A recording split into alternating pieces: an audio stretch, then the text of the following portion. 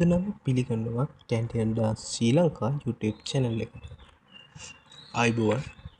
අද අපි ඔබව කැඳවාගෙන යන්නේ ලාංකික නර්තන කලාවේ මුදුන් මල්කඩ වල වෙස් නර්තනයේ ඉතිහාසයයි. වෙස් නැටුම කියන්නේ ලාංකික නර්තන කලාවේ විශේෂයෙන්ම උඩරට නැටුම් සම්ප්‍රදාය තිබෙන උසස්ම සහ ප්‍රමුඛතම නර්තනයයි. මේ ඉතිහාසය දෙස බැලීමේදී ඉතාමත් ඈත අතීතයකට දිව යන විශ්වාසයන් සහ පුවත් කීපයක් හමු වනවා. වෙස් නැටුමේ ඉතිහාසය ගැන වැදගත් කරුණු කීපයක් පාතින් දැක්වේ. වෙස් නැටුමේ ආරම්භය පිළිබඳ සඳහන් කරනකොට කොඹා කංකාරිය සහ පුරාවෘත්තය අදාළ වෙනවා. ඊට අමතරව එයට කියන තවත් නමක් නම් කොඹ කංකාරිය නම් ශාන්ති කර්මයයි. මේ ශාන්ති කර්මය කොහොමද බැඳී පැවතින්නේ කියලා අද හසාගන්න දැනගමු. ජනප්‍රවාදයට අනුව විජය රජු විසින් කුවැණියව අතහැර යාම නිසා ඇය සිදු කර ශාපයකින් පඬුවස් දෙව් රජුට වැළඳුණු ජීවිදෝෂය සුව කිරීම සඳහා මෙම නර්තනයේ ප්‍රථමයෙන් ඉදිරිපත් කර ඇති අතර මලය රජු විසින් මෙය සිදු කර බව ඉතිහාසයේ සඳහන් වේ. අද අප කතා කරන්නේ දෙවන අංගය කතා කරන්නේ වෙස් ඇඳුම් කට්ටලය. වෙස් නැටුම සඳහා භාවිතා කරන ඇඳුම් කට්ටලය ඉතාමත් පූජනීය ලෙස සැලකේ.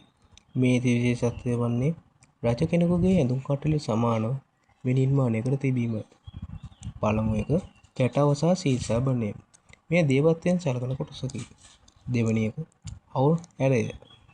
පපුව ප්‍රදේශයේ ආවරණය වන පරිදි පබළු වලින් නිර්මාණය කර ඇත. 3. සිලම්. පාදවලට පළදින ගිගිරියෝ සිලම්බු නර්තනයේ තාලය මතු කරයි.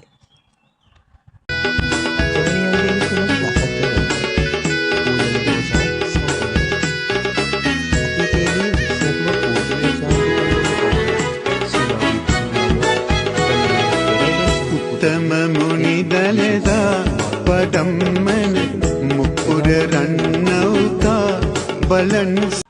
අද අප හතරවෙනි මාතෘකාව සාකච්ඡා කරන්නේ වෙස් සැවීම හෙවත් වෙස් මංගල්‍යයයි. නර්තන ශිල්පියෙකු වෙස් ඇඳුම ඇඳීමට සුදුසුකම් ලැබූ පසු පවත්වන උත්සවය වෙස් මංගල්‍යය ලෙස හඳුන්වයි. මේ නර්තන ශිල්පියෙකුගේ ජීවිතයේ ලැබෙන ඉහළම ගෞරවයකි. වෙස් නැටුම කියන්නේ උදෙක් විනෝදය සඳහා කරන නර්තනයක් නොව එය අපේ සංස්කෘතික අනන්‍යතාවය සහ ගැඹුරු ආගමික මෙන්ම ඓතිහාසික පසුබිමක් සහිත කලාවකි. බලන්න ආවට ස්තුතියි. ලයික් කරන්න, ෂෙයා කරන්න සහ ඔබගේ අදහස් පාලින් කමෙන්ට් කරන්න සහ සවස් සංස්කෘතික ගවේෂණ සඳහා කැන්ඩියන් ඩාන්ස් ශ්‍රී ලංකා YouTube channel එක සබ්ස්ක්‍රයිබ් කරන්න අමතක කරන්න එපා. Thank you.